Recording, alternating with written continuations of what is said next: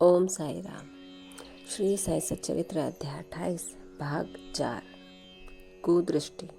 लक्ष्मीचंद जी की जो यात्रा थी, उसी यात्रा में एक बार उनको चावड़ी का जुलूस देखने का भी सौभाग्य प्राप्त हो गया। इस दिन बाबा कफ से अधिक पीड़ित थे।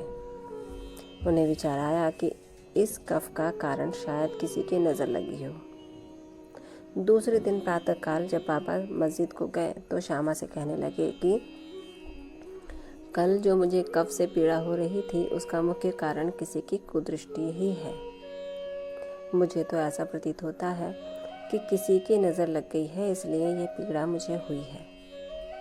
लक्ष्मीचंद के मन में जो विचार उठ रहे थे, वही बाबा ने भी कह दिया।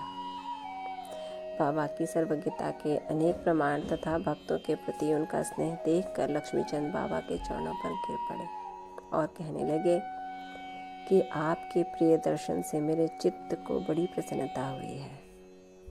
मेरा मन आपके चरण कमल और भजनों में ही लगा रहे। आपके भव भय नाशक चरणों का स्मरण करते हुए मेरा जीवन आनंद से व्यतीत हो जाए, ऐसी मेरी आपसे विनम्र प्रार्थना है।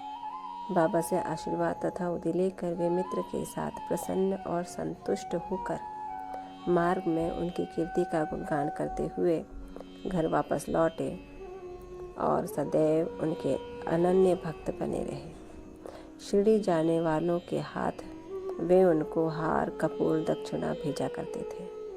ओम साई राम।